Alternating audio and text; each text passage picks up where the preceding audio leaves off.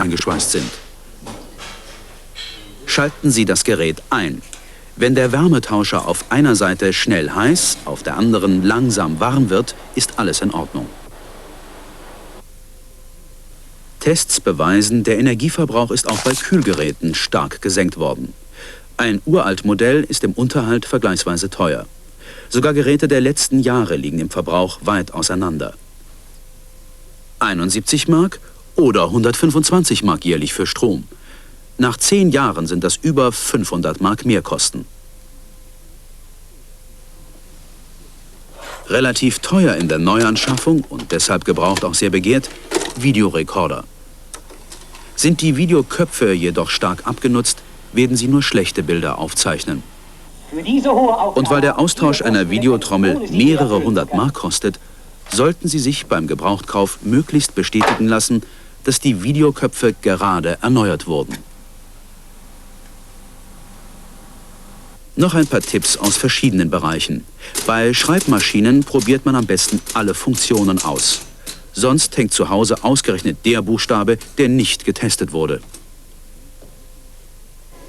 Bei älteren Kinderkarren denke man daran, dass Sicherheitsmängel erst nach und nach von der Industrie behoben wurden. Für alte Staubsauger gibt es oft schon keine Papiertüten mehr. Stoffbeutel sind meist gar nicht zu ersetzen. Übrigens, reparaturanfällig sind besonders die Kabelaufwickler. Schauen Sie sich also das Kabel in Ruhe an und testen Sie den Wickler. Als Verkehrsmittel wieder sehr begehrt, das Fahrrad. Rahmenanbrüche erkennt man nicht immer so leicht wie hier. Sie verstecken sich vor allem an den Schweißstellen und an der Gabel. Und wer seinen Drahtesel nicht Probe fährt, kann Fehler der Gangschaltung oder ein defektes Achslager nicht bemerken.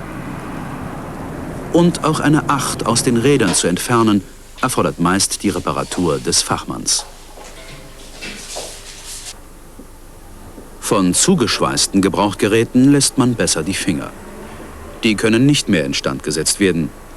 Ohnehin lohnt sich bei gebrauchten 20-Mark-Objekten selten der Kauf. Teure optische Geräte können sehr alt sein und dennoch fehlerlos arbeiten.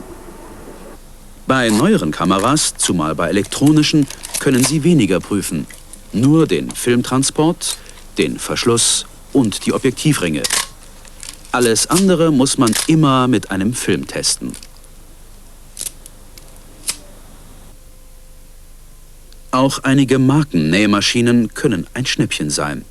Dieses Gerät zum Beispiel kann man nach 30 Jahren noch mit Ersatzteilen nachrüsten, falls das überhaupt notwendig ist. Wenn keine Liebhaberpreise verlangt werden, muss man den Kauf geradezu empfehlen. Elektroherde. Sie gelten als unverwüstlich. Geht eine Kochplatte nicht mehr, ist sie ersetzbar. Wenn aber die Reinigung des Backbereichs vernachlässigt wurde, kann man nur abraten. Geradezu Vorsicht ist beim Kauf von Gasherden angesagt.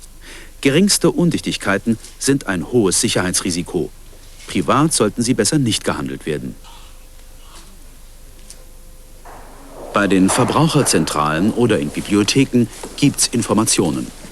Dort liegen nämlich alte Testhefte der Stiftung Warentest aus. Und Produkte, die vor einigen Jahren als gut ausgezeichnet wurden, sind sicherlich auch noch nach Jahren des Gebrauchs zu empfehlen. Und wenn das Gebrauchtgerät nicht funktioniert, dann haben Sie Anspruch auf Gewährleistung. Der Fehler muss vom Verkäufer behoben werden. Oder Sie geben das Gerät zurück. Sie können auch Preisminderung verlangen. Das Ganze gilt für 6 Monate. Auch wenn kein Kaufvertrag existiert und unter Freunden. Nur den normalen Verschleiß kann man auch bei Gebrauchtgeräten nicht reklamieren. Bei ersteigerten Waren gibt es grundsätzlich keine Gewährleistung. Wenn möglich, prüfen Sie also das Angebot vorher. Und aufgepasst, Garantieversprechungen sind oft so formuliert, dass sie die gesetzliche Gewährleistung einschränken. Immerhin, ein völliger Ausschluss ist nicht statthaft, urteilte das Landgericht Frankfurt. Lesen Sie aber die Garantiebedingungen vor dem Kauf genau durch. Ergeben sich dennoch Schwierigkeiten, dann wenden Sie sich an die Rechtsberatungen der Verbraucherzentralen. Das sind so die Händlerpreise für etwa 5 Jahre alte Produkte. Bedenken sollte man dabei, dass Großgeräte wie Fernseher, Geschirrspüler und Waschmaschinen eine Lebenserwartung von etwa 10 Jahren haben. Kühl-Gefriergeräte überstehen im Schnitt 12 bis 15 Jahre und Herde können bei guter Pflege Jahrzehnte überleben. Wie lange Mikrowellengeräte halten, ist noch nicht erfasst, doch uns erschienen die Angebote oft überteuert. Ebenso bei den Fahrrädern, den sehr begehrten, vor allem auf Auktionen von Fundbüros, überbieten sich Privatkunden manchmal wahllos bis fast zum Neupreis. Preisvergleiche sind am besten durch einen Blick in die Anzeigenblätter möglich. Dort finden Sie auch Adressen von Händlern oder auf den gelben Seiten des Telefonbuchs unter Secondhand, Gebrauchtwaren oder An- und Verkauf. Und noch was. Hören Sie beim Kauf nicht auf Versprechungen. Lassen Sie sich die in den Kaufvertrag schreiben.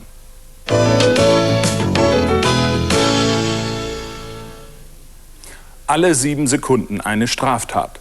Solche Schlagzeilen beunruhigen und aus Angst vor Überfällen rüsten bundesdeutsche Zivilisten mehr und mehr auf. Doch wie sinnvoll ist eine Bewaffnung überhaupt? Nun, für sowas mit scharfer Munition bekommen nur wenige Auserwählte eine Waffenbesitzkarte. Doch es geht ja auch so. Ein Schuss ohne Kugel und doch gefährlich. Selbst Schreckschüsse können Augenverletzungen verursachen. Man sieht's am Dreck, den das Mündungsfeuer auf der Scheibe hinterlassen hat. Nun gibt's aber auch noch Tränengas oder Elektroschockgeräte, die einen Angreifer lahmlegen sollen. Kann man solche Notwehrwaffen wirklich empfehlen? Geh nie allein im Wald spazieren. Eine Warnung, die wohl jeder von uns im Ohr hat. Und die meisten kennen auch sicher dieses mulmige Gefühl, allein im Dunkeln. Solche Zeitungsmeldungen können einem da kaum die Angst nehmen. Was liegt also näher, als sich für Notfälle zu wappnen? Hau ab, sonst stech ich zu! Doch ein Messer wird schnell zum Bumerang, wenn man sich's entreißen lässt. Auch wenn man es erst auspacken muss, schreckt es den Räuber sicherlich kaum. Wohl eher aus schlechten Filmen abgeschaut, dieses Versteck. Fraglich, ob man da im Ernstfall überhaupt drankommt. Und so ein kleiner Revolver, der laut Hersteller in jede Damenhandtasche passt? Ob man mit ihm wohl Räuber wirksam abwehren kann? Gib die Handtasche raus. Na warte mal! Bestenfalls wird sich der Räuber inzwischen totlachen. Dieser Schreckschussrevolver sieht sehr gefährlich aus, kaum anders als das Original. Doch im Ernstfall wird er wohl eher zum zusätzlichen Beutestück, sobald man nämlich tatsächlich damit schießt. Und erschreckt werden höchstens die Nachbarn. Ruhe! Jetzt ist einfach mal Ruhe! Viele Schreckschusswaffen sind ihren Vorbildern täuschend ähnlich. In Form und Funktion. Zu gefährlich, um damit wild rumzuballern. Schießt man zum Beispiel aus 1 Meter Entfernung mit einer Magnum 45 auf eine Plastikflasche, gibt's schon ein kleines Leck. Aus 20 Zentimetern wird die Plastikflasche bereits völlig zerfetzt. Deutlich ist der Eintritt des Feuerstrahls zu sehen. Und ein Schuss aus 50 Zentimeter Entfernung auf eine Pappscheibe?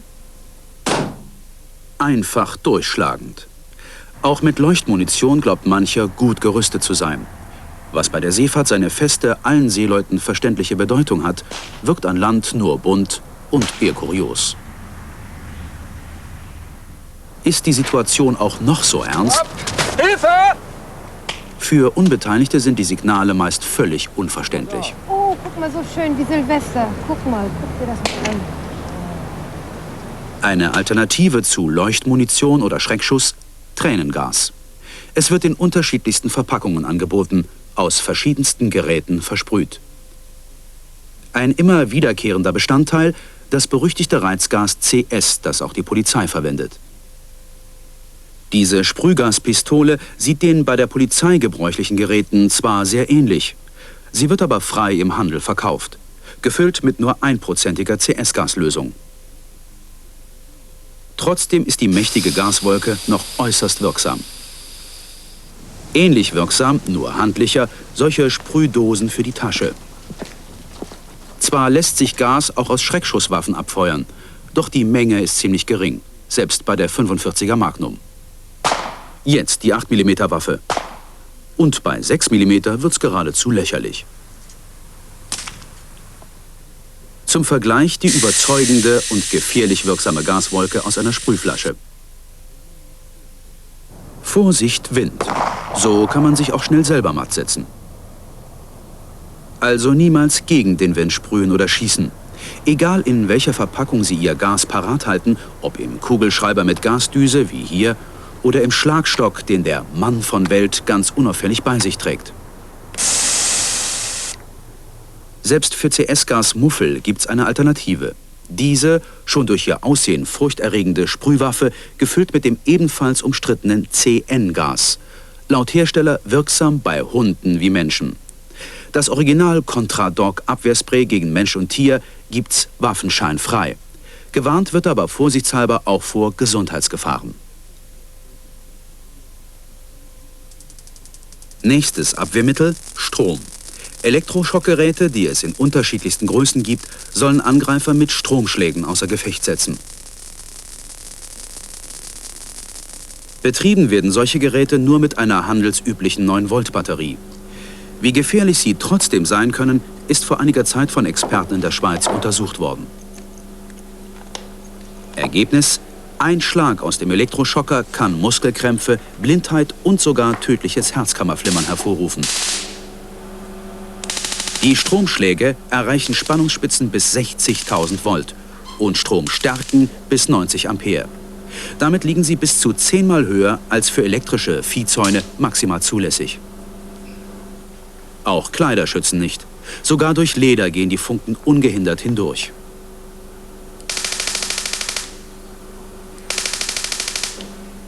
Doch ebenso wenig wie auf einem nackten Hühnerschenkel würden auf der menschlichen Haut Spuren von den Stromschlägen zurückbleiben. Raffinierterweise gibt es auch Elektroschocker mit seitlich stromführenden Teilen gegen Entreißen. Und auch Pistolenfans finden entsprechende Ausführungen. Sogar mit Blitzlicht. Wohl damit man auch nachts sehen kann, wohin man trifft. Nur für die Handtasche leider etwas zu groß. Ohne Einschränkungen können wir eigentlich nur ein Modell empfehlen, mit dem man weder schießen, sprühen noch Stromstöße verteilen kann. Hiermit lässt sich nur ordentlich Krach machen. Und kaum etwas fürchtet ein Räuber mehr als Lärm, besonders wenn es sonst ringsum ruhig ist.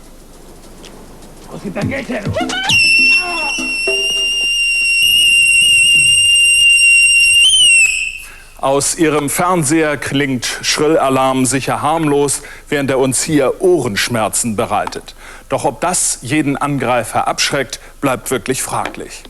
Die Hamburger Kripo-Beratungsstelle teilte uns übrigens mit, dass sie zu keiner Notwehrwaffe raten mag. Besonders wenn die wie eine scharfe Waffe aussieht, fühlt sich ein Täter, der vielleicht nur drohen wollte, um an ihr Geld zu kommen, oft erst zum Angriff gezwungen. Für den Verteidiger ist die Zeit zwischen dem Erkennen einer Bedrohung und dem Angriff ohnehin meist zu kurz, um eine Waffe erfolgreich einzusetzen. Ein Beispiel. Schon vor 12 Jahren drehten wir diese Szenen von einem Test mit CN-Spray. Sie sehen, das Gas zwingt den Angreifer keineswegs zur Aufgabe und trifft teilweise auch noch den Verteidiger. Testwiederholungen haben wir diesmal nicht gewagt. Die Auswirkungen von CN und dem heute meistverwendeten CS sind offenbar doch gefährlicher als angenommen.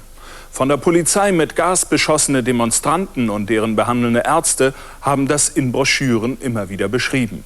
Krämpfe in den Augenlidern, brennende Gesichtshaut, Erstickungsängste, Orientierungslosigkeit, Erbrechen und vielfach Folgeschäden wie Lungenödeme oder bleibende Hornhautschädigungen.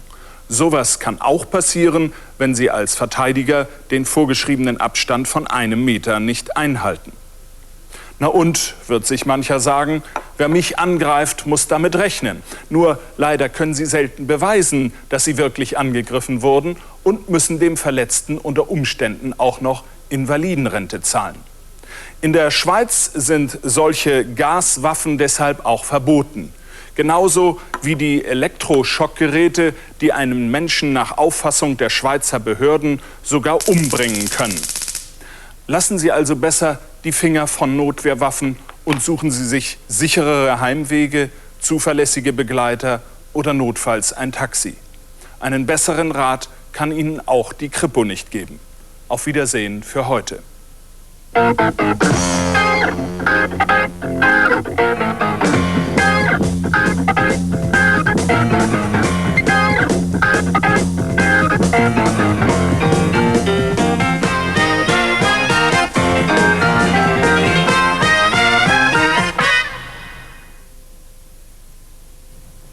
Videotext-Zusatzinformationen zum ARD-Ratgeber Technik finden Sie auf Tafel 392.